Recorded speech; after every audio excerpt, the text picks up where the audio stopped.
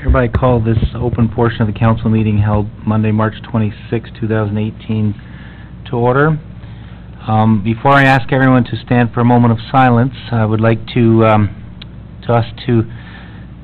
think about two members that have passed recently. Fiona Jean Hunter Nee Lumsden was a longtime member of our Accessibility Advisory Committee. Passed away last, sorry, I have the details here, on March 12, 2018. Family and will host Friends on Friday, April 6th from 4 to 7 p.m. and a full service on Saturday, April 7th at 11 a.m. at Mark's Presbyterian Church, 1 Greenland Road, Don Mills. And also on the weekend, Regional Chair Roger Anderson passed away. There is a book of remembrance for condolences in our front lobby and a framed photograph. There is also a service details are on our website. So when we rise, and also, yes, another member of our community, longtime resident and active member was Bill Barr, who also passed away last week as well.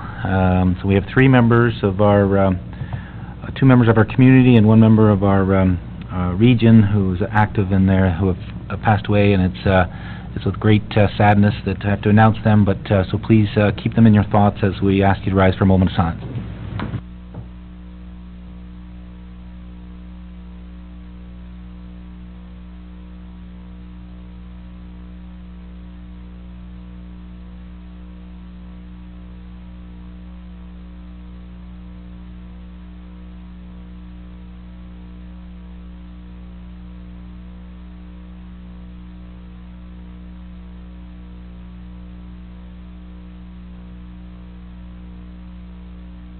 Please be seated.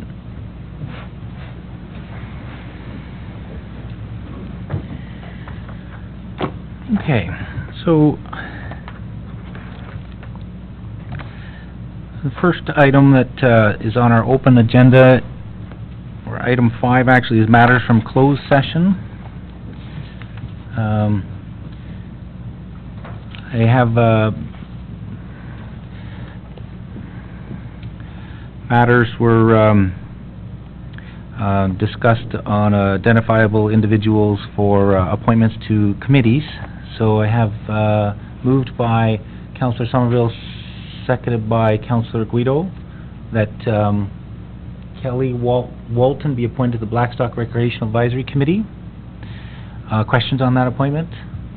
All those in favor? Carried.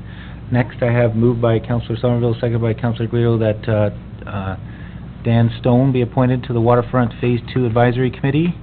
Questions on that? None? All those in favor? Carried. Third, I have moved by Councillor Somerville, seconded by Councillor Guido, that John Mackey be appointed to the Waterfront Phase 2 Advisory Committee. Questions on that? All those in favor?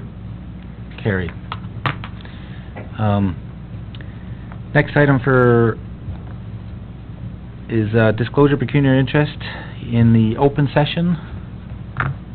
Councillor Guido. Thank you, Mr. Mayor. Report Comms 2018-23 regarding the old Simcoe Road. I live on that road, so I will not be voting on that report when it comes forward. Okay, I just want to make sure I mark that. It was Comms 2018-23. Item number 9.2.1 on our council agenda. Okay. When we get to that time, then we'll make sure that that is that you do not vote on that. And I also have a pecuniary interest on the item report 9.1.15, the SEAC, the School Environmental Advisory Committee minutes, page 120. It discusses Williams Creek, which is the creek in behind a building that I'm a partial owner of, so I will relinquish the chair for that vote, and it will have to be pulled for separate voting. Any other pecuniary interest? Seeing none, we'll move on to Announcements from council and staff. Councillor Somerville. Thank you, Mr. Mayor. I do have a couple of announcements. First of all, being Good Friday, on Friday, we have the Ecumenical Walk for the churches in the area. It begins at 9:30 at the gazebo in the park, and then they make 6 stations of the cross. Would be the gazebo to the municipal office, to the Anglican Church, to the Presbyterian Church, to the United Church. I think that's it. So it's a lovely walk. I would highly recommend people to go on it if it's not raining, but because the day doesn't look like it's very promising. So try to go on that walk, because it's a great walk. Now, also, the weekend of April the 7th and 8th, Sunderland is having their Maple Syrup Festival, and there will be pancakes at the Legion on the main street. That would be the weekend after Easter weekend. There will be street vendors, entertainment in the town hall, horse and wagon rides. They have amusement rides there, and there's lots of exciting things for children, and you can go out to the maple sugar bush and see them making maple syrup. Again, I highly recommend that to go to that too, and it's never expensive. It's, I think, $7 for pancakes. And that's it.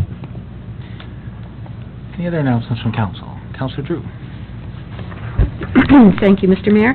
On Sunday, Easter Sunday, the Easter Bonnet Parade and the Easter Egg Hunt, traditional for the last number of years in Port Perry for all of Scugog Township, and the fun starts about noon. And on April the 8th, Wednesday, April the 8th, Farm Connections down in Viponda Arena down in Brooklyn. It's an educational session for kids of all ages and families, and it goes from 9:15 to 11:45, and then 12:15 to 2:30. But there's an open house between 4:30 and 8:30, and all families are welcome. They do a terrific job in educating, especially the urban kids, on farming and what that means and where their food comes from. Thank you. Any other announcements from council? Councillor Watt? Thank you, Mr. Mayor. Last Wednesday, the Chamber held their Awards of Excellence, and we were proud to recognize John White from True North Eavesdropping with the Business of the Year Award for under 15 employees. Port Perry Dental Center was recognized for the Business of the Year with over 15, and then the Port Perry Medical Associates were recognized for their outreach and for their efforts to provide health care outside of hours, and all the extra things they did with the closing of the hospital. So it was a good night, and well attended, and congratulations, and I would like to ask that this council send a note of congratulations to each of them.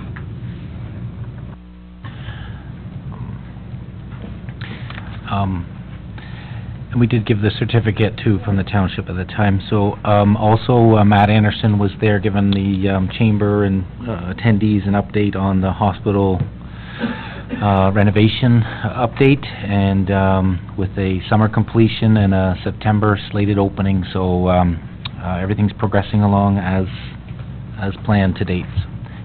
Any other announcements from council? Announcements from staff? Right. See none, we'll move on to the next item on the agenda, which is our presentations and delegations. First up, we have Ms. Joanne Callery and Mr. Warren Strong from the BIA to present their 2018 BIA budget.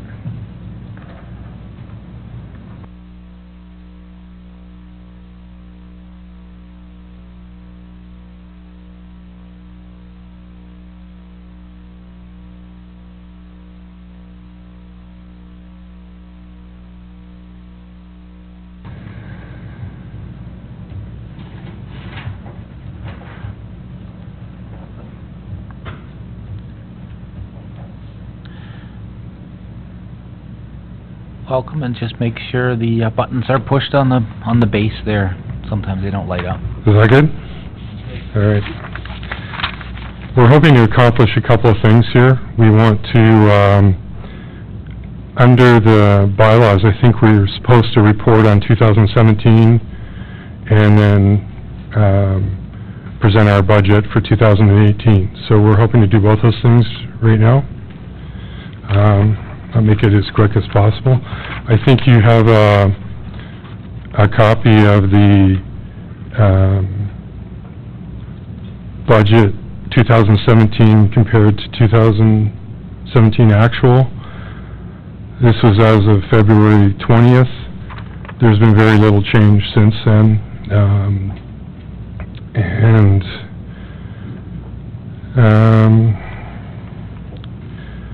As far as expenses, we spent about $11,500 on administration, about $24,000 on promoting the downtown year-round,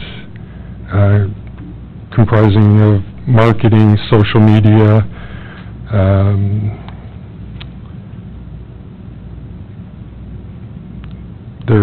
we developed a new website, and in events, the total events cost about $46,000, including was Moonlight Madness, Diva Night, sponsorship for events, Chili Festival. A big change at Christmas was our lighting project. We changed from a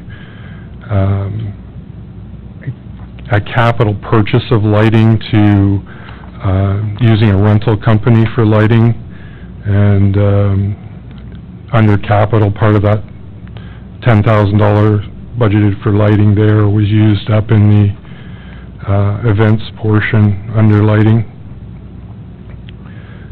Area beautification, the flowers, we had budgeted twice as much as what we needed. In previous years, flowers were put on both sides of the poles, and this year we had a banner and flowers on one pole, so the cost was about half. And there wasn't a lot of capital expenditures done. So going into the budget for 2018, we laid it out so that we were unsure of some of the revenue to do with the township, because it all had to be voted on and approved and such. So everything that's in blue has a corresponding blue expense down below. If a number changes or something is eliminated, then it'll correspondingly be eliminated down below. We're planning on spending about $20,000 on administration, about almost 34 on promoting the downtown year-rounds.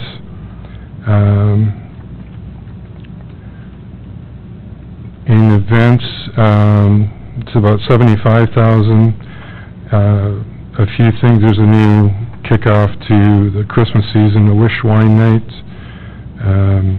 and we're hoping to do Mother's Day weekend carriage rides because they're so successful at Christmas and are very positive. The big thing that we're doing is the Christmas lighting. We're trying to light every building, every retail building in the BIA area, the rooftops, with the new lighting that was used last year. And the difference is little holders are put on for every bulb, and every year the lights are taken off, and new lights go up every year. And they may not be new, but they're tested and they work. And I think they stay up for about 3 or 4 months. And the lights in these holders stick out straight, and they look uniform when they're up there. and I think they looked really good this year. The cost for this, is quite high.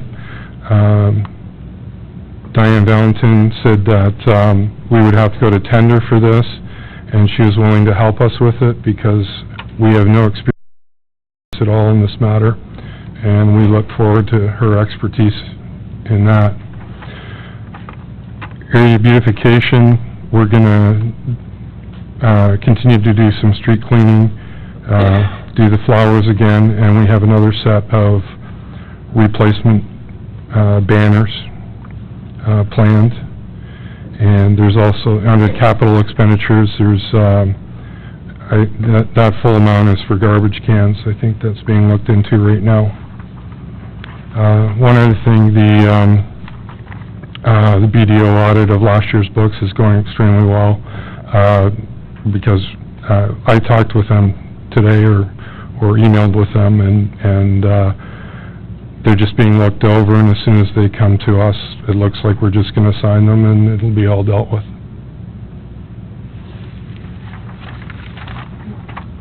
Karen, did you want to say anything? No. Do we have any questions? Thank you very much for the BIA budget presentation. Questions from council? Start off with Councillor Guido, then Councillor Watton. Thank you, Mr. Mayor. Thank you, Warren, for your presentation and for the budget. Just to reiterate on, well, it's page 136 of our agenda, but on the revenues for the weekend staffing grant, I'm not sure if it's been officially communicated to the BIA as of yet, but through a motion made at EDTAC, the Economic Development Tourism Committee, and it was reconfirmed this last Friday that the plan for that $9,000 at this moment isn't to provide it to the BIA for weekend staffing. What the plan is the region has successfully passed the approval of having a part-time tourism person here, similar to what we do for the economic development with Stacy Jibb. So when that person is hired and in place, then they will be looking to see what the best use of that $9,000 would be from a tourism perspective, and then at that point a decision will be made where those funds will be best set. So as of right now, I would say it's probably a fair assumption that monies will not be going to the BIA, and I know you've left it on there as if it comes in, we get it and not, but just wanted to provide you with that update. Thank you. Councillor Watton. Thank you, Mr. Mayor. And I was I'm querying the 39,667, which is the difference in the levy, and I'm not sure how the levy is determined. Is the levy determined by us based on this budget? Or how is the levy determined? Because on your, the actual, the 2017 actual, the summary that you've given, you reflect, you make the statement, a reduction of levy to members of 39,666. And I'm just not clear how that, is it based on this budget? And then, how is that determined? So does that mean everybody in the BIA is going to pay less this year? Is that how it works? I'm not understanding. Through the mayor.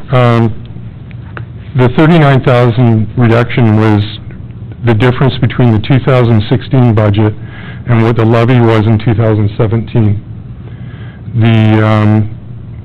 That was the reduction in levied amount in 2017. Okay.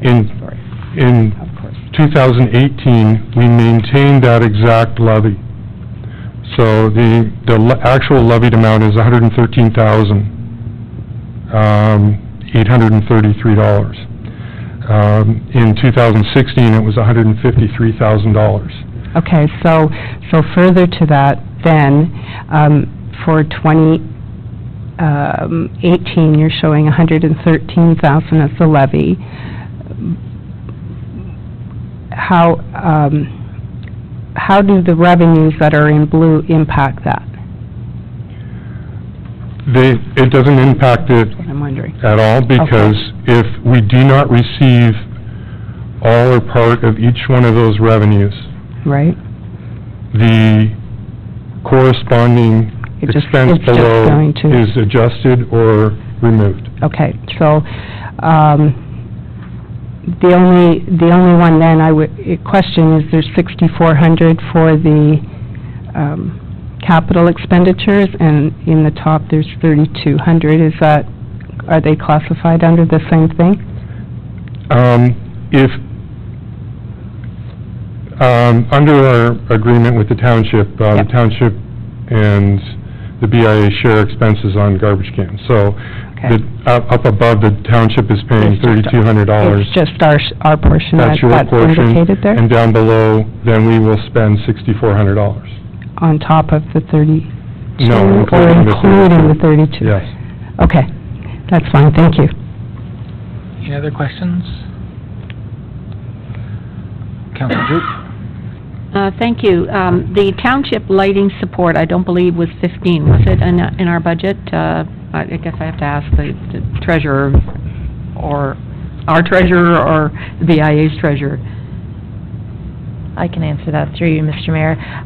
So I believe when the BIA was preparing their budget, they had requested the 15. This went forward before our budget was Okay. ratified. So the amount that we're providing to the BIA for 2018 is $5,000. Okay, thank you. And one further question, why is the Mother's Day weekend carriage rides in red? It was a brand-new item placed in right at the end, and we wanted to make sure everyone kept noticing it. Oh, yeah, well, we did. And the, one further, you had Christmas expenses, but you didn't break it down. Is that, the carriage rides are in that Christmas expenses? Yes, they are. Okay, thank you. Glad you're doing it again. Any other questions on that? Okay, seeing none, so, we have a motion that I need a mover for, moved by Councilor Guido, seconded by Councilor Back, to receive the budget presentation, and then I'm gonna pull forward after we vote on this, the actual staff report, so it's all done together. So, any questions on the presentation? Seeing none, all those in favor? Carried. And then I'd like to bring forward the 9.2.3 2018 BIA budget as reported by our treasurer, Diane Valentim. Just basically the report BIA budget be received, and that the BIA budget, 2018 BIA budget in the amount of $113,833 be approved. Need a mover and a second of that, moved by Councilor Councilor Guido, seconded by Councilor Back. Any questions on that? Seeing none, all those in favor? Carried. Thank you very much for bringing us up to date and doing a report as required by the Municipal Act. So, again, we look forward to the improvements and all the exciting things that are happening with the BAA. So, thanks again on behalf of council and the residents and a BAA paying member myself. So, great work. Thank you. Thank you. Next up is, before I move on any further, I failed to mention when we were doing announcements, we have present here today our new, starting as of last Monday, Manager of Public Works and Parks, Rob Fraskett, sorry. Rob is in the audience there. If you just wave, nod. Welcome aboard, Rob, and on behalf of the council and residents, and staff, we welcome you aboard, and we look forward to your wisdom and management of the Public Works and Parks. So, again, welcome aboard. Thanks. You're free to leave now, I think. Run for the hills. Maybe you're not free to leave, I won't say that. You got a report at the end, right? Probably at the very end. So let's get to next presentation, which is Mr. Brett Puckrin, Chair of Economic Development and Tourism Advisory Committee on the Seasonal Patio Pilot Project.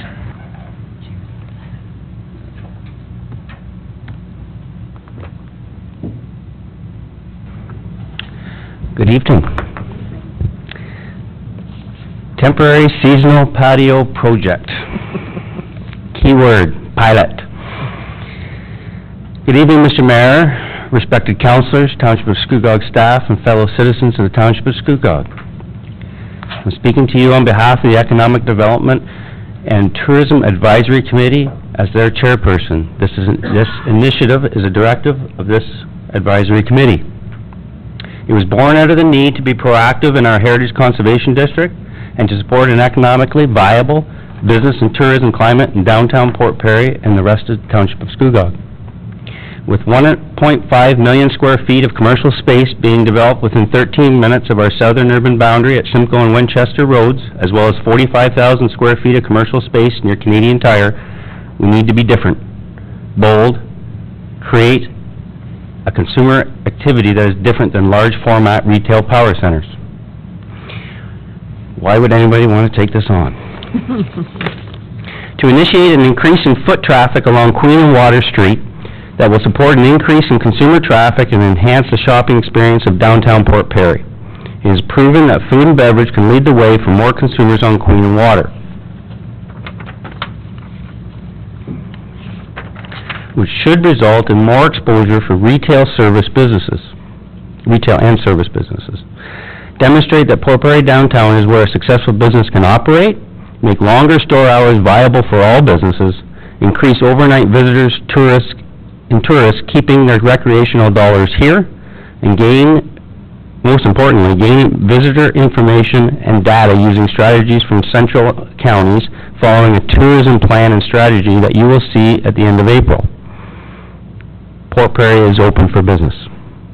So background on this project, this was initiated nearly 2 years ago by others, and we have utilized most of their data, design, and form from this group. Most of the heavy lifting and research and information gathered was already completed, including the draft staff report from the Township of Scugog. I have had extensive consultation with stakeholders through committee and association meeting presentations, including BIA, Heritage, accessibility, gaining valuable ideas, direction, and overall concern. I would like to thank these committees and associations for their patience, guidance, direction, and support. I have been to the BIA once sharing this plan already with their executive, and a further information session is tomorrow night, in which I will make the same presentation as we now have all the final numbers and feedback from the other stakeholders like Heritage and accessibility. So the plan. All food and beverage providers were asked if they would like to volunteer to participate in the pilot program.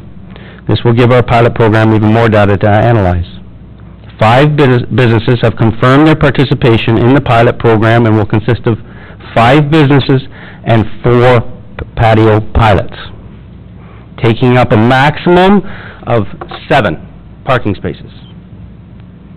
I'm looking at no more than 7 parking spaces being eliminated.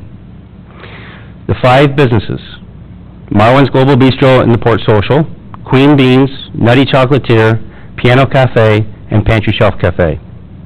From an on-site analysis of each location, patios are to be lined up via parking spaces and not business frontages, to minimize the elimination of parking spaces and disturbance to neighboring businesses. 2 parking spots in front of Marwin Port Social, 2 in front of Queen Bean and Nutty Chocolatier, 2 in front of the Pantry Shelf, and 1 on Perry Street or 1 on Queen for Piano Cafe, depending on design.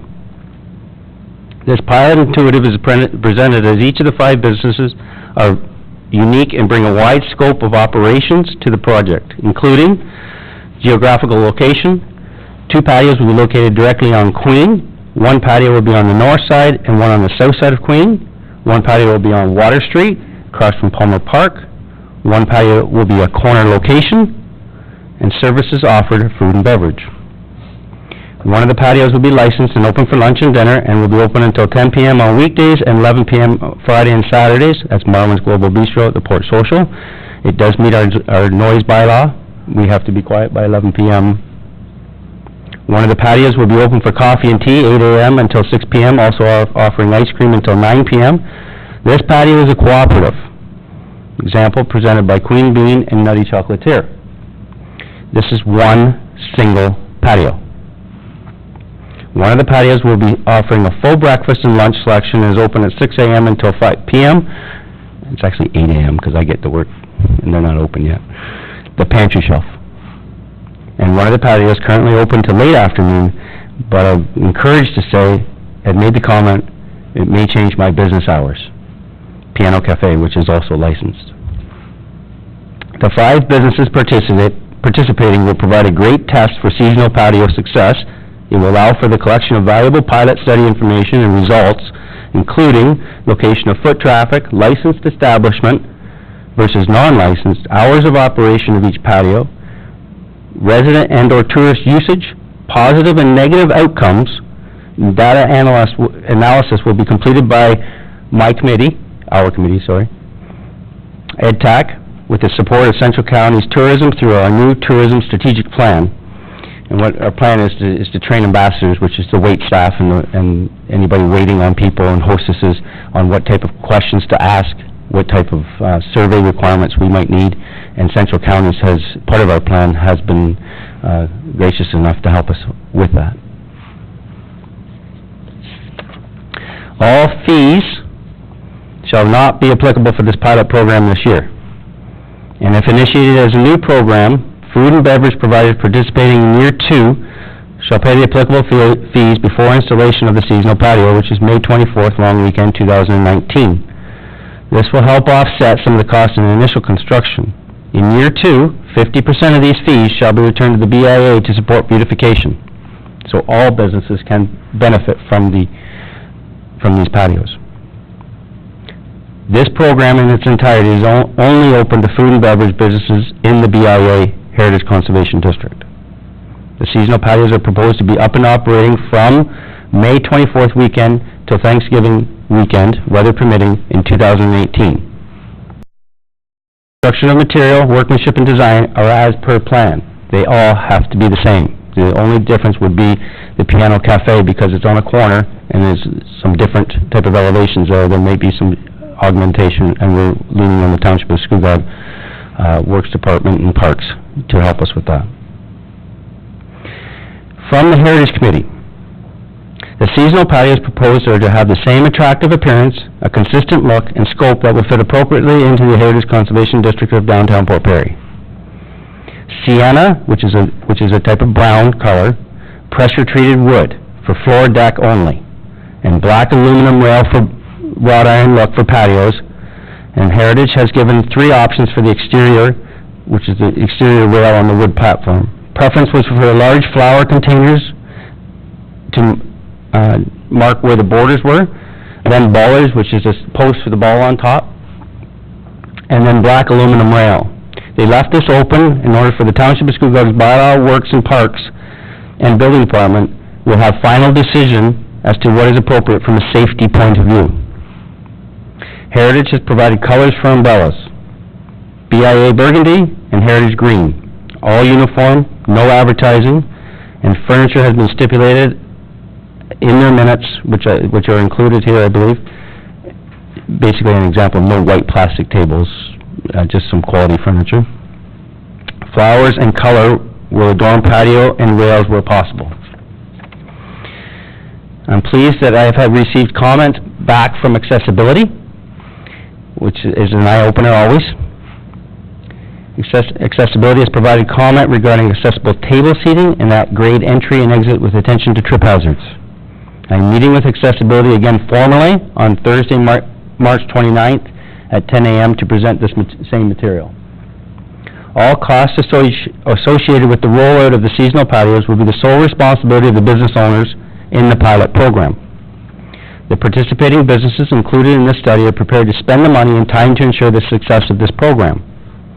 Tourism has been identified as one of the top economic drivers in Port Perry. This pilot program will be a very cost-effective way to continue the beautification of the downtown. The program will surely increase foot traffic downtown by both local families and tourists alike, supporting all businesses, retail and service, and non-tourist related assets. I've given some examples here. Sandra, how do you move through? Or just the arrows. These ones? The cursor keys? So this one you see up on your screen right here is the color of, basically the color of the wood floor deck. So you won't have wood on anything above the horizontal plane of that floor deck. Okay? This is another example of where they use planter boxes versus a rail system. Again, a wood floor deck. Patio is on the boardwalk side. Same thing there. Oh, wonderful. Must have been. What happened, Sandra?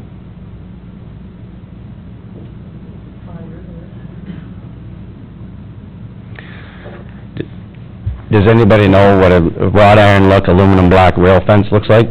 That's basically what the rest of the pictures were. The ask that I have today, I'm asking council tonight to support this pilot project and refer to staff for recommendation. I'm open for questions. Thanks very much for bringing this forward. We'll start off with questions. There is a motion that is here with some items, but we'll start off with questions with Councillor Somerville first. Thank you, Mr. Mayor. I have a couple, or three, if I may. First of all, thank you, Brett. It was a good presentation, and I think this is a great idea for downtown, because it certainly is going to beautify the downtown nicely. But I do have a couple of concerns, and one concern that I have is starting it on May 24th weekend. That weather in that area is not good. Even in June is not reliable, because we know whether it can be cold, it can be rainy, right up until about the 20th of June, and then July and August are okay. But then when you get into September, again, the first couple of weeks are okay, but then you don't get into nice weather after that. It's really unpredictable. So I have concerns about taking up those parking spaces for that period of time. I would prefer not May 24th weekend. I would prefer it up closer to the July weekend, even the middle of June. Now, when were you going to set up these patios? We're just getting logistics. We haven't even got that far. You haven't got that far? Okay, so you're going to you're hoping to have them in place by May 24th weekend? So what, the idea was to have this come back to council, and I would be able to have a permission to start construction, and I'd have hopefully 4 weeks. Really, it's a floor deck. I can build one in the weekend. So, or the person can build one, or a business could build one in the weekend.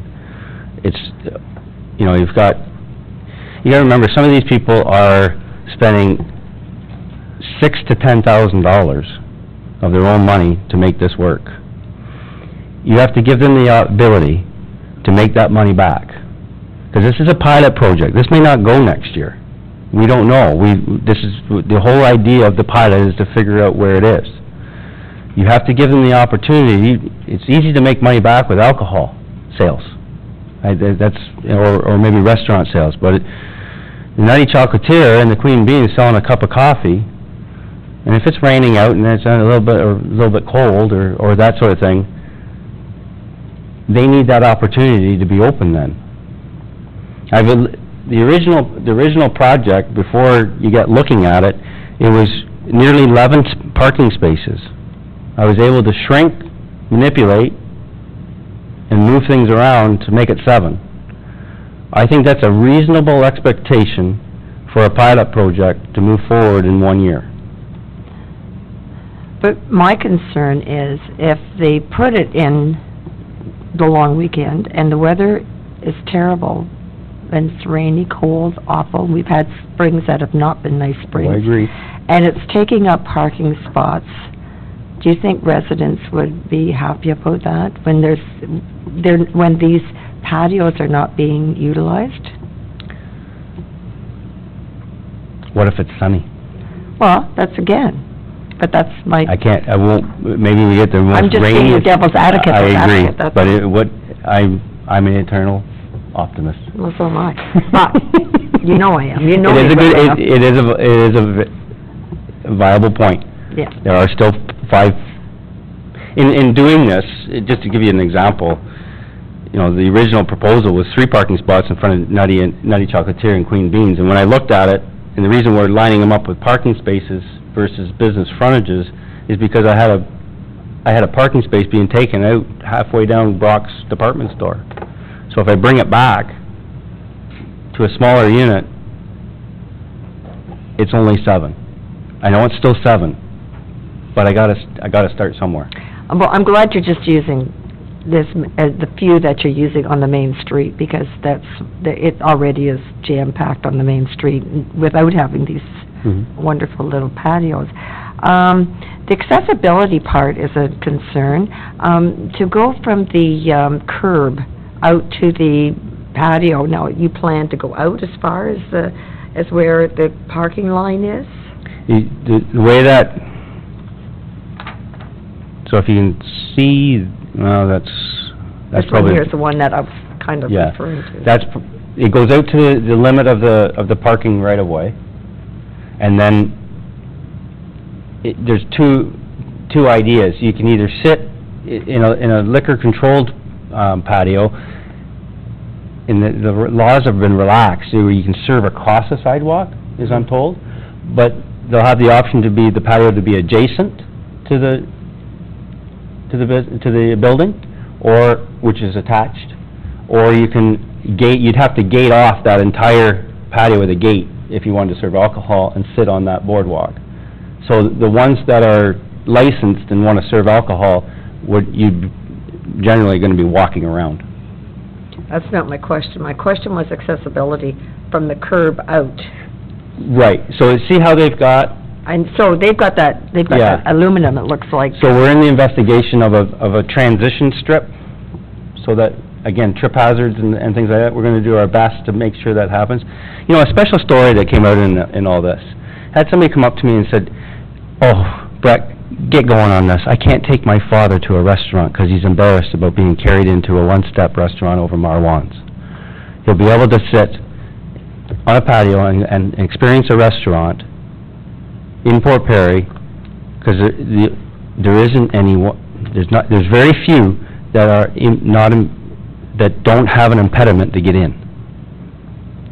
I thought that was Yeah. that was a nice special story, but there's still, again, this is a pilot, there's still going to be things to iron out. We're trying to touch every base in order to make this work, including people with physical challenges, and we certainly don't want anybody hurting themselves. Well, So I can, we're doing it. setting yourself up for liability there if you don't have a proper... Yeah, there's a program coming out through the township that there's insurance, and you have to be licensed, and... Okay. So this is what is this what you're proposing, is one like this one here that you've got on the screen? The floor, that was an example of color. The floor deck itself is similar to that, but it would be a black rail fence around it, is what we're anticipating township departments that'll lean towards.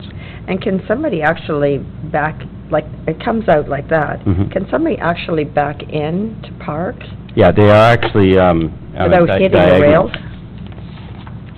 Do I have it here? There was a design, there you go, thank you.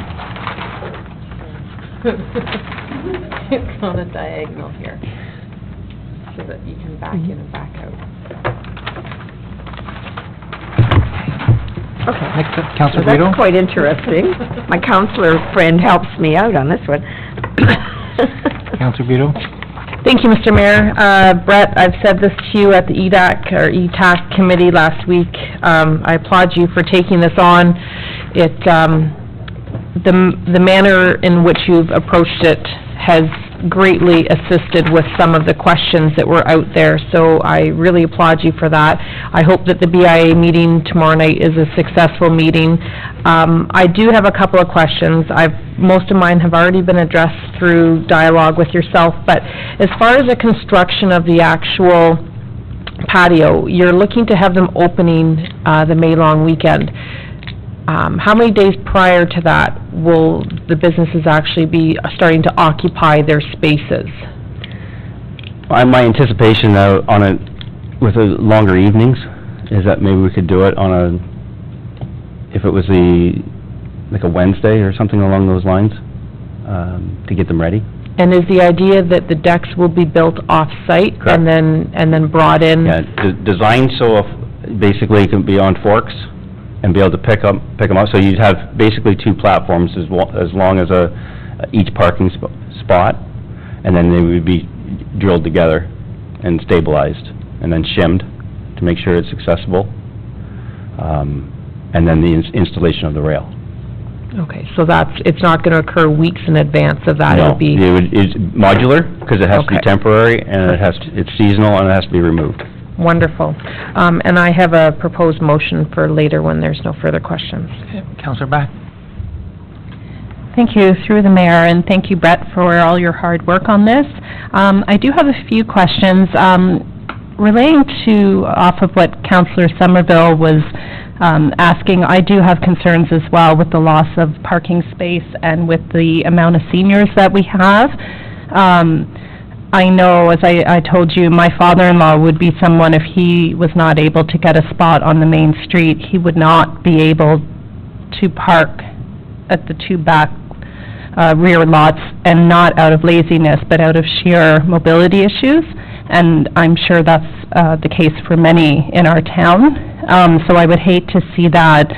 So, but I don't want to hinder this as well. So I guess it's a question to staff. Is there any possibility with, to coincide along with the temporary seasonal patio, what are you calling them? Temporary seasonal patio pilot project. That's a mouthful. Is there a way that we can do temporary handicap spaces to account for, who am I going to be asking? Director Coleman? Is there a possibility that we could have 2 or 3 temporary handicap spaces to allot for the decrease in parking on Queen Street that would adversely affect our seniors with mobility issues? Because although for able people it may be an inconvenience, I know myself I could certainly walk from the back and that wouldn't be an issue, but I'd hate to see it be an issue for our senior population. Through you, Mr. Mayor, to the councillor, it could be done physically, but there are standards for accessible parking, and we already meet the standards for accessible parking in downtown, and if we created more spaces, that would take away spaces from able-bodied people. So I personally wouldn't recommend putting more accessible spots than we already have there. But in all due respect, that equation does not account for the 7 that are being removed on Queen Street. That's why I'm asking, could it be adjusted to that? Well, through you, Mr. Mayor, I believe all those, I walked all the spots this evening, and they're all non-accessible spots, like regular spots. So decreasing the number of regular spots actually decreases the number of accessible spaces you need, so it wouldn't increase them, the need for them. I'd still like to see a few extra, but, and then the BIA has requested test pylons of the spots, sort of a cutout with pylons to be put on a few days. Brett, was it on like a Thursday to, or what was that? It was over top of a weekend. A weekend? I was just CC'd on an email, so that's all I remember. Will that be going ahead just to see Mr. Lord. how that will? Yep. Thank you, Mr. Mayor.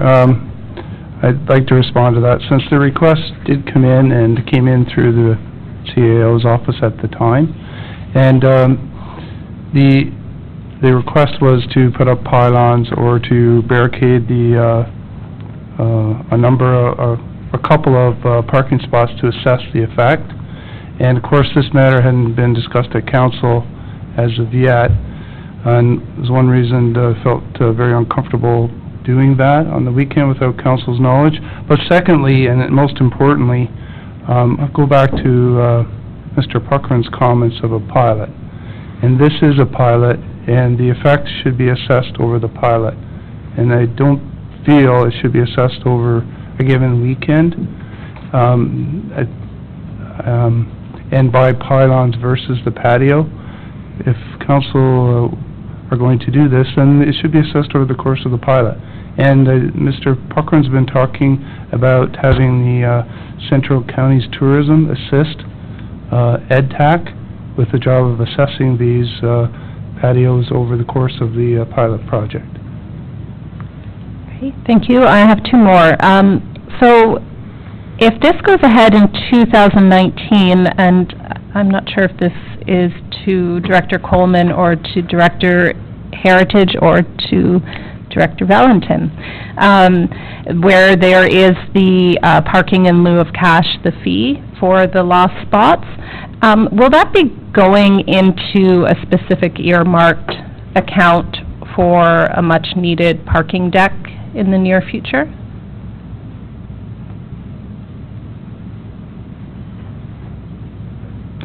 Maybe I'll give this a try through you, Mr. Mayor. First of all, cash in lieu of parking is separated, so we keep the cash in lieu of parking in an account to be used for that purpose, purchasing extra parking or saving for that one-day parking structure that we might need. That is one of the purposes, and we do keep it separate. It just doesn't flow into the coffers of the municipality, if that's what you're saying. And this is a pilot, and as Mr. Puckerin's mentioned, the request is not to charge fees in the first year. And then when this is brought back in a future year, after the pilot and the assessment's been undertaken, then we'll look at the appropriate fees that should be charged at that time. And half of those, because I heard you say half would go to the BIA, the other half then could be going to that parking in lieu reserve. And one last, so being a pilot, when this comes forth, hopefully after a successful, if it does get passed today, a successful season, in that final report, will there be maintenance expectations, or would that be in this report? I just don't want it to be overlooked. This is a pilot, obviously. I would, if this is going to be a permanent program, I would think there would be standards attached to that, through both consultation with the BIA and Heritage. To be honest with you, wood fades, peels, paint peels. You know, I got bollards at the bottom of Remax that need painted. You know, there's a maintenance program that should be on them. I would think this would be no different. Umbrellas that are ripped, you know, I'll be the first one taking them down. So that's a yes. So you're going to have have standards. You're such a dedicated chair. You're going to build those floors and you're going to replace them. Thanks, Brett. Councilor Drew. Thank you. I'm quite excited about this. I always have been. And of course, when this similar project came forward in the past, there was a big concern about parking. And I remember at the time, and I'm not sure if it was a motion, but I remember at the time saying that we should take some money out of that reserve for cash in lieu of parking for directional signage. Now, I don't know if anything's happened with that yet, but you do know? Oh, yes. Okay. Your CAO actually gave me all our green peas to give directional signages. Perfect. And it took me 2 weeks to realize, because I drive these roads every day and don't pay attention until he told me they're up. You'd think that you'd notice them. But this is one thing that I've learned over the last 6 years of helping with this committee, is that we have to get people that are born and raised here have to start thinking like a non-resident as well as being a resident. Mm-hmm. It's just life. There have been parking studies in the past, and it's not a case of there's not enough parking. It's just that people don't know where it is. So that's great that parking, those green pea parking signs are up, and I wish you much success with this, and you've got my full support. Thank you. No? Okay. So, no other follow-up questions or comments? Okay, and I think I sum it up, that when it came around last time, I recall when it was a year and a half ago or so, that there was support unanimously from the council for it. It was just making sure that the communication involvement, and I know that there's tomorrow's public BIA meeting, and there's also a lot of, ground truthing, or a lot of work that you've been doing, Brett, so really appreciate all that, because it helps us make the decision with much more confidence, knowing that this is a pilot, but you've really taken away a lot of the questions that we had before, and you've got them answered. So I really appreciate that, and I believe that this is going to be a great success for the community. We're going to look back at this 5 years down the road, and we're going to say, wow, this was such a great initiative. But could be the other side, and we realize that maybe it didn't work, but you've coined it as a pilot project, so anybody who's investing their time on that, they know the risks of putting it in for a year, and if it doesn't happen next year, then that's the risk that they took. But also the flip side is the huge economic benefit for the individual businesses and all the other ones that get the spin-off. And I do like the formula. I was gonna make that an amendment to the last time when it came around about splitting the proceeds when we were charging a fee to give back to BIA, because I do think that's a way of getting support of the BIA members that maybe will never see the benefit of having one because they're not in the food industry, they're not in that. But if its revenue comes back that lessens the actual BIA levy to the rest of the members, I think that's fair. I think that's a win-win. So I do have moved here by Councillor Guido, seconded by Councillor Drew, that the presentation by Brett Puckren, Chair of Economic Development and Tourism Advisory Committee, entitled Seasonal Patio Pilot Project, be received, and that the following 4 patios be approved for the 2018 Seasonal Patio Pilot Project: Marwan's Global Bistro / Port Social, second one Pantry Shelf, third one Nutty Chocolatier / Queen Beans, fourth one Piano Cafe, and that a maximum of 7 parking spots be used for the 2018 Seasonal Patio Pilot Project, and that no municipal fees be collected for the 2018 pilot project, that both options for patio in the sidewalk area or the temporary construction in the parking area be permitted, that the platform be constructed of sienna-colored, pressure-treated wood, and the guard and railing be constructed of black aluminum with hanging flower baskets along the railing, that no advertising be displayed on the platform, railing, or any umbrellas within the seasonal patio area, that patios may open from May 18, 2018 to October 8, 2018, that an evaluation be carried out by the Economic Development and Tourism Advisory Committee with assistance from Central Counties Tourism, and that feedback and comments may be received from the community until April 13, 2018, and that staff report back to council by the end of April 2018 with the process and procedures to implement the seasonal patio pilot project in 2018. I think that's captured pretty much everything that you've talked about, or a lot of the questions. Yes, Mr. I just want to make it clear that the BIA and accessibility's minutes can come back to the township as part of this, because the April 13th deadline, I think that's why it's that's left open. Okay, so I just want to make sure those 2 comments. presentations get done so that members of those committees and associations can forward on. So the April 13th date encompasses those committee minutes plus also the community meeting. Perfect, thank you. And then just a reminder to council that because this is a motion that is outside of just a plain approval of or receive of the delegation or refer to staff, because it's adding direction into there, that we need a 2/3 majority to pass this. So 4 of the 6 of us would have to vote in favor of it. Any questions on this motion at all? All right, seeing none, all those in favor? Carried unanimously, so thank you very much, Brett. Next up, Mr. Heritage, I know you, for report 8.3, I didn't know if you wanted to comment on that. They were here for, there was a report with the Heritage, but don't know if you had anything that you were adding on behalf, or that you were left instructions with? Yes, Mr. Mayor, I advised the Forsyths that they had received their heritage permits approvals from the Heritage Committee. So, based on that, they felt that there was no need to approach council at this point in time. Okay, so because when they were here, I was going to pull the report forward, but there's no need to. We'll just do it with the rest of the consent agenda. I don't need to take care of that.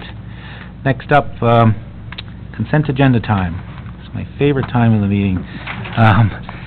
So, the consent agenda, I have pulled right now. Pre-pulled is the EdTac minutes, pulled by Councillor Drew for the January 26th date and the February 23rd date by Councillor Guido. And then the next pull I have is Waterfront Phase 2 minutes, 9.1.1 or .14. I have pecuniary interest on 9.1.15, so that has to be pulled. And then Councillor Guido has pecuniary interest on 9.2.1, so that has to be pulled. And we've already dealt with the 9.2.3, so any other pulls from council? Going once, going twice. All right, having said that, the rest of the consent to the items listed under Section 9 consent agenda be approved, save, and accept the items as I've listed. Moved by Councillor Drew, second by Councillor Somerville. Any final calls for pulls? Seeing none, all those in favor? Carried.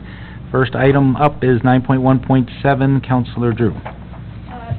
Oh, sorry, before we go, you're moving the recommendation, the minutes, just to make sure we're on side with the... Councillor Drew, seconder for that, Councillor Watton. Okay, Councillor Drew? Just a suggestion that,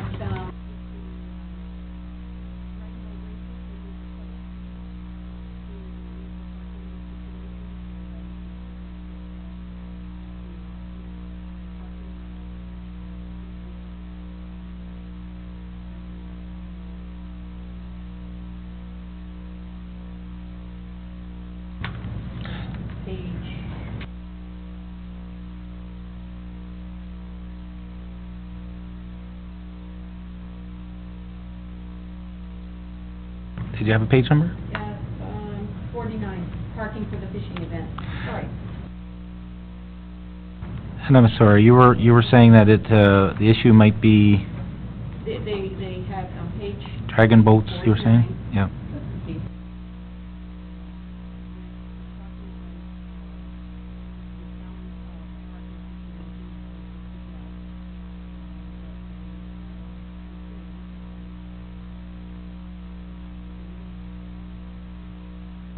Okay.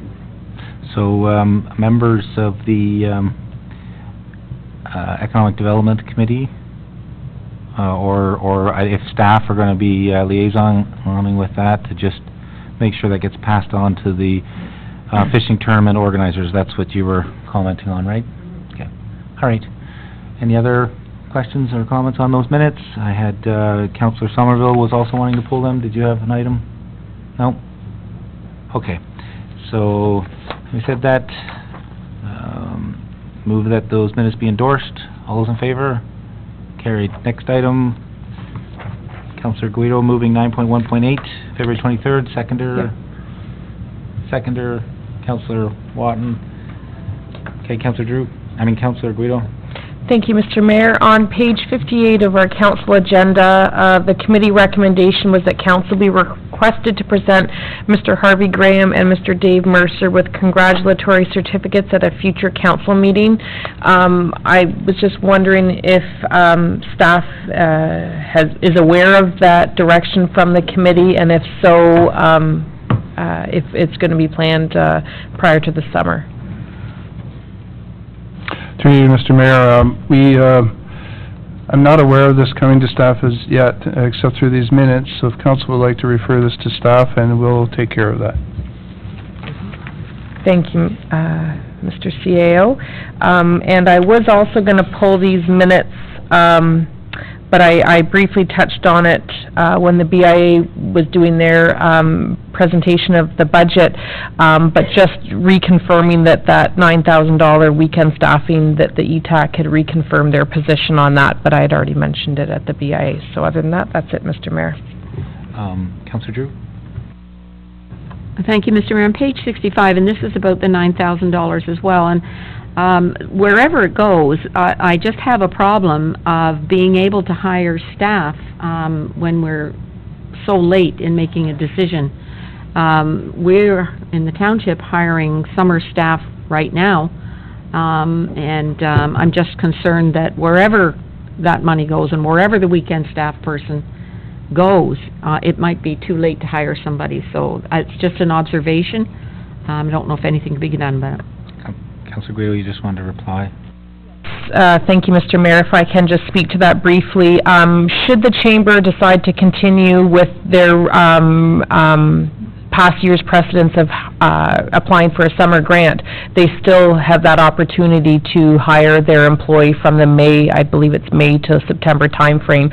So this paid position would not have been to cover those months anyways. It would have been for outside of that.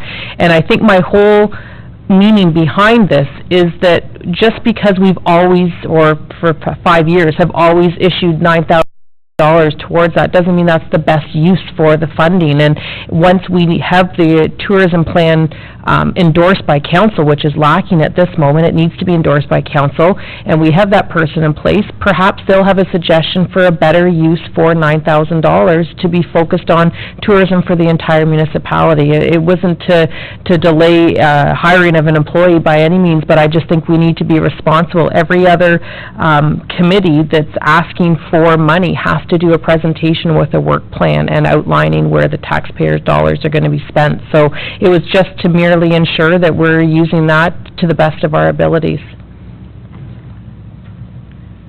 Anybody else? No? Okay. So moved by Councillor Guido, second by Councillor Watton. All those in favor? Carried. Next poll was 9.1.14. Councillor Drew has moved it. Do I need a seconder for that? Councillor Guido? I don't know if you had something to speak to it, Councillor Drew. I know you didn't pull it. I actually pulled it, and the reason why I pulled it is because of the letters that we have endorsed. We received an email from Mr. Heritage, and I don't know if you want to speak to it or reiterate what the stance was or the concern was of the endorsement of that blanket endorsement, I guess, without some extra qualifications on that.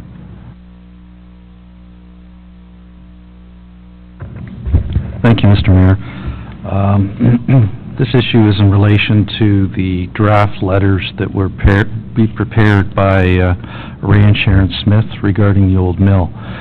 And staff has reviewed those letters, and staff's view is that it's premature at this point in time to proceed with any requests to either the provincial or federal governments on support for the old mill at this point in time without an overall strategy for the waterfront.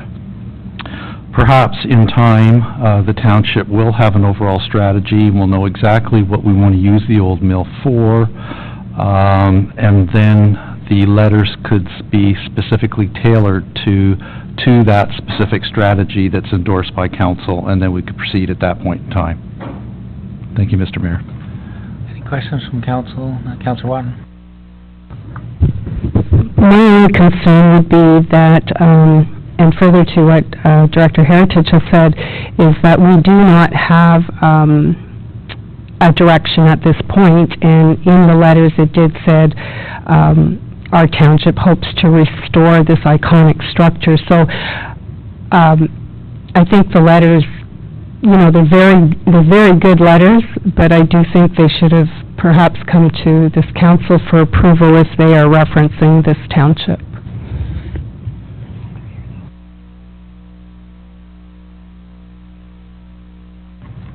So, Councillor Back? Thank you, through the mayor. My only concern is that these letters or deputations were brought forth to the Heritage and the Waterfront Committee and received support, and that they were just sort of initial testing the waters, so to speak, with regards to provincial and federal ministers to see if there was an interest of it being a culturally significant building, and then that could help with potential grants in the future when staff and when council knows the direction that they're going. Perhaps a letter could be sent, or communication could be sent to the Smiths with regards to maybe editing the letter perhaps, that there is not such, how Councillor Watton said, stating that there are plans when we're sort of in the midst of plans, but at the same time, if there's money to be had, it's sort of nice to have, to put, so to speak, for fishing, put your line in the water and see if something's going to catch. If there's interest from a federal or a provincial minister, which could send us in the right direction. So I wouldn't want to see these letters sort of go in the archive, so to speak. Maybe with help with staff, they could be edited a bit.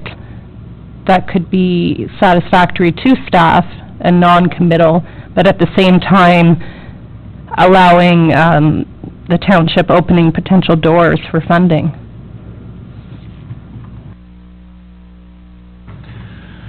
And I do know what you're saying, Councillor Back. I thought the letters were well-written, and I do think that asking for funds if the programs are there, you're funny, Bob.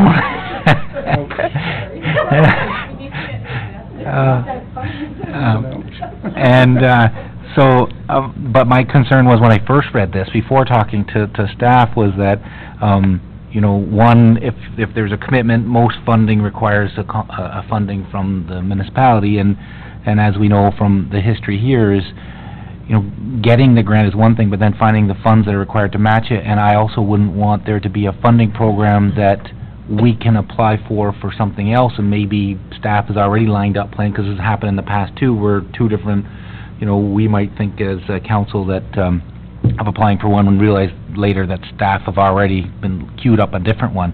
I think that you're right. We could be sending a response back to the Smiths, just stating that we need to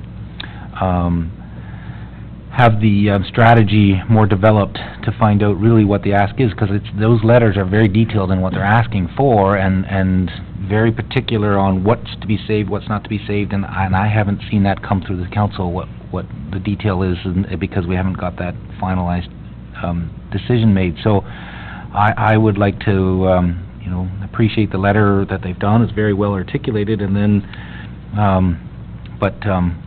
I also don't want to add the extra work on to staff when they did all that work before, and then it had to stop because of the extra funding that was required for it. So I'm just concerned about spending a lot of time with this one, and when there's already a lot of work to do. So I'll field some more questions. Councillor Drew, you're up next. Thank you, Mr. Mayor. I totally agree, and I think I made this observation at the time, at this meeting, that we really have to have something ready to go before you apply for a grant. You pretty well have to have a business plan and the design and so on and so forth. We've learned that through many grant applications, that you pretty well have got to be shovel-ready. So I think these letters are great. I think that we should keep them, and then when the time comes, just edit them a little bit, and then send them out at the time when we're ready. So, yeah. So, any other questions, comments? I would suggest or look for the mover, Councillor Drew, and seconder, Councillor Guido, to allow for the friendly amendment of save and accept the letters from Ray Smith and Sharon Dobson-Smith. So it's the minutes to be endorsed, save and accept the letters. Yeah. Okay. Any other questions on that, Councillor Drew? Just on the other recommendation. Which one? On page 118, the working group be established to make changes to the terms of reference. I would suggest that should read that a working group be established to advise on changes. The working group does not have the authority to, they can advise council on changes that they would like to see made. I'm just looking at the clerk. Does that need to be put into the motion, or is it taken? Okay. So, you basically want to advise on changes, right? Yeah, to make advice on changes to the terms of reference. Established to advise changes, okay? that make sense? Okay. Any other questions or comments on that? Mr. Clerk, you have it worded, it's pretty good. All right, all those in favor? Carried. Next item being pulled is my pecuniary interest, so 9.1.15, which is the SEAC minutes. Yeah, go ahead. You need,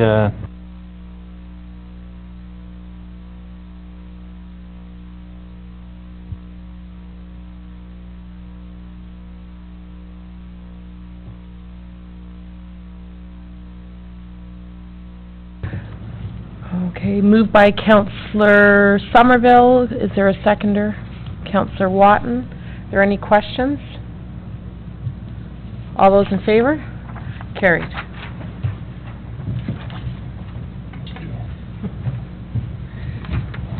now pecuniary interest for Councillor Guido on 9.2.1. We have moved by Councillor Drew. Need a seconder for that. Councillor Somerville. Any questions or comments on that? Councillor Back?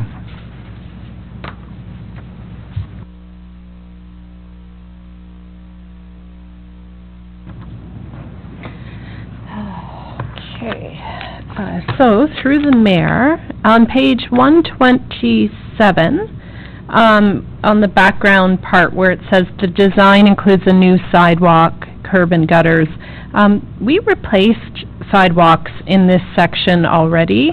I don't know if it was last year or in 2016.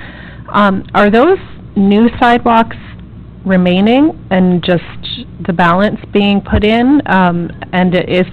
Or are they taking all of them out? And is there going to be only one sidewalk, or will there be sidewalk on both sides? Through you, Mr. Mayor, to the councillor, I don't know exactly where the sidewalk was replaced. I'll have to talk to Kevin Arsenal about that and get back to you on that question. There will only be a sidewalk on one side because there's not enough land and there's some utility conflicts on the other side, so we're only able to get it on one side. Okay.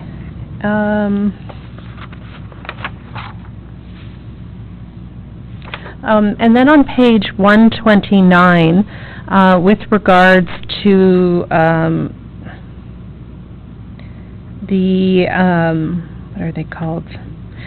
The project management, so to speak, the $28,965.98. Can you tell me the benefit of that company overseeing this project versus our own staff?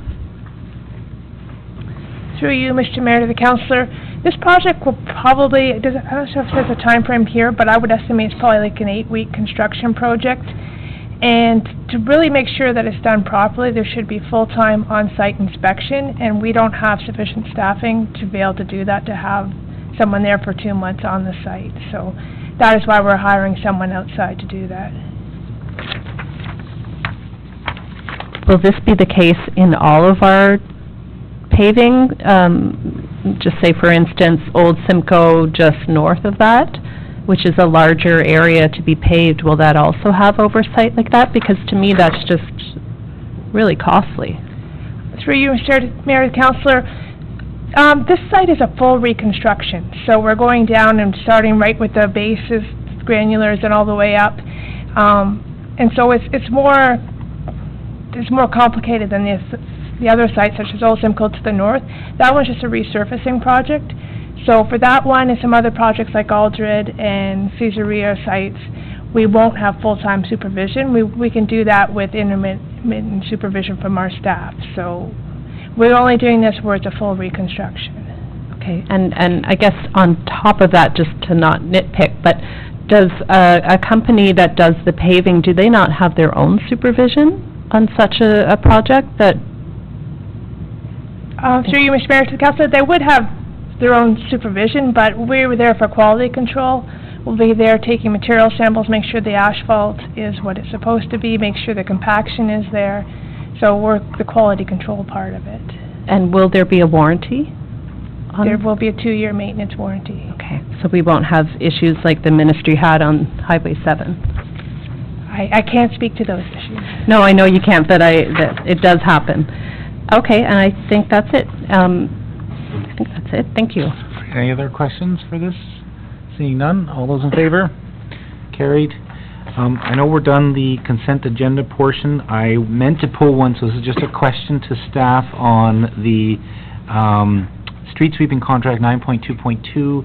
Just a question, I know it's already passed with the funding, but I did receive an email on the weekend regarding Caesarea residents and the street sweeping. Is this funding going to be enough that ideally we won't be over budget, that we can sweep all our streets?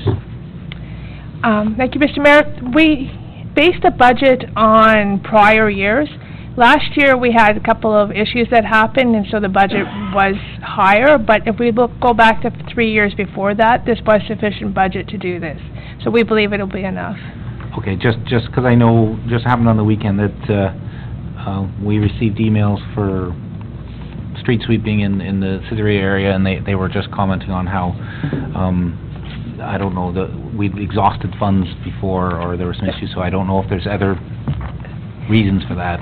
There was some inaccuracy. That email was forwarded to me as well, and it said that it wasn't swept because they were over budget, but those streets were actually swept 3 times. We had an issue with the sand that was supplied to us. It was finer than normal, so we went back 3 different times to try to get it, but the machines just weren't picking it up very well. But the sand this year is coarser, so we don't expect the same issue. Perfect. That's what I wanted to hear. So that's the end of the consent agenda. Now we are moving on to the notice of motion, or new business. We didn't have any notice of motion, and I do have new business here. We have Councillor Drew. Thank you, Mr. Mayor. Some people might be aware, and some not. The Durham District School Board last Monday passed a motion whereby they reduced the trustee representation in the north, the 3 northern municipalities, to 1 from 2. And I don't believe that there was enough advance notice to anybody. I heard of it a week ago. Some did not know the vote was coming on Monday, and then heard the results of the vote, and then found out later that it's final and that it is the deadline was April the 1st, which leaves us till Thursday to get our comments in. I don't think really that there's anything that we can do, but I feel that that the process was flawed, and that we as councils in the north were not given an opportunity to comment on this. And I feel that you'll see at the end there where that copies of this are going to the Minister of Education and all the MPPs in North Durham, and the Durham District School Board, and the chairs and trustees of the chair and the trustees of and the director of the District School Board. So, and I would ask the clerk of his prior knowledge of any of this situation. And do we need a motion first? I was just going to say, we 2/3 motion is required to introduce, and then to introduce the motion, and then once we put the motion on the floor, you put the motion on the floor, then it'd be 2/3 required to pass it, because it is under new business. But I would ask the clerk also, when he's commenting on that, to just comment first on the category of new business and this falling into that category. Yeah, thank you, Mr. Mayor. So as you've stated it correctly, is I would suggest that you ask Council for a 2/3 majority vote now to introduce Councillor Drew's motion, and in that time, if Council approve, then we can discuss it. Okay, so any questions on the requirement of the 2/3? Okay, so 2/3 required to introduce, which is 4 of the 6 councillors. All those, no, we need a seconder for the introduction, so Councillor Watton. All those in favor? Carried. So now Councillor Drew is moving to introduce this motion, and your seconder is Councillor Watton for the second one. So now the motion's been introduced. Mr. Clerk, did you want to answer the question? Okay. The vote. For the recording and the record, we'll just have you read the motion so that the benefit of the media here and the recording. Whereas the northern municipalities of Scugog, Brock, and Uxbridge are unique in their diversity and culture within the Durham District School Board due to their rural, urban, landscape, and agricultural roots. And whereas the northern municipalities lack services readily available in more urban areas, transportation and internet access, for example, are barriers to overcome in order to provide equitable educational opportunities to our youth. And whereas the Region of Durham recently formed a task force of community stakeholders and councillors to resolve the issue of fair distribution of regional councillors, and whereas this task force met for a period, and I'm saying this is the Region of Durham, met for a period of over 6 months and affirmed the northern municipalities would have 2 councillors each, with the distribution of the southern municipalities determined using census data. And whereas, should the one trustee for the north be absent, there will be no representation for 69% of the geographic area of the Durham District School Board. And whereas, with 11 trustees, 2 municipalities out of the 7 would hold the balance of power. And whereas, the one trustee for the northern municipalities would have 16 schools, including 3 priority schools in a huge geographic area. 16 schools is more than any other trustee on the Durham District School Board, and the student population to service the second highest number of students. And whereas the clerks of the municipalities had not been informed of the process, the survey, the resolution, or the outcome of that resolution, and are in the process of preparing for the upcoming election. Therefore, be it resolved, the Township of Scugog respectfully requests that the Durham District School Board reconsider their decision on the distribution of trustees and guarantee the northern 3 municipalities of Scugog, Uxbridge, and Brock their 2 trustees. And further, that a copy of this resolution be sent to the Minister of Education, Granville Anderson MPP, Jennifer French MPP, Lauren Coe MPP, Laurie Scott MPP, Tracy McCharles MPP, mayors of all Durham region affected municipalities, chair and trustees, and Director of Education for the Durham District School Board. Now get me the question. Thank you, Mr. Mayor, and through you to Council. I was made aware of this removal of a trustee for the Northern 3 municipalities on Thursday, but not directly from the Board of Education. It was through a conversation with another clerk within the Durham Region municipality. Just today, I was sent, and after the Deputy Clerk in Whitby had sent an email to the Board of Education asking about when we would be notified of this because it had appeared in the local newspaper. Just today, at around 3:30 today, I received the letters from the Board of Education with regards to this matter, which haven't actually arrived yet. They were sent via mail, and I've just received an email copy today, so that's been my notification of this matter. Thank you. As I say, I think the process has been flawed. The clerks in the Region of Durham are scrambling now to prepare for the election in the fall. It's going to be of particular disadvantage to Whitby, who is getting one more trustee, getting our trustee, and Ajax, who is they're currently redoing their ward boundaries. So this is big issues for them, and I'm very disturbed that that there was not more notice of the whole process. Thank you. Thank you. Any questions on that? Well, and I, like was, Councillor Back, did you? Thank you, Mr. Mayor. You're looking on that side. I did send 2 emails to, I believe it was the chair, and to, there were 2 that we were recommended. I just saw a post and sent it prior to the meeting. And I'm disappointed as well, and more so just on the fact that we're losing our voice up here. And I don't see the justification of it, and even the cost. You would think if there's more schools opening and more students, that surely if they needed another one in Whitby, they could just add without taking away. So it's a flawed process, yes, but at the same time, it's, I think, the big point behind this is us losing our voice up here for 3 municipalities to have one is unacceptable. Councillor Drew? On the point of adding one trustee, they don't have the ability to do that because of, the region used census numbers, and the Board of Education, I don't know if it was their choice or whether that's ruling, but they have to use MPAC, and they fell short of being able to add one more trustee. Thank you, through the mayor, but I thought I saw something that, I think it was Ajax or Pickering is expecting to have an additional in the next year or so too, so I don't know where they're sort of wanting an extra as well, so maybe they need to rethink their process, hopefully not this upcoming term, but the next term, to add more instead of taking away.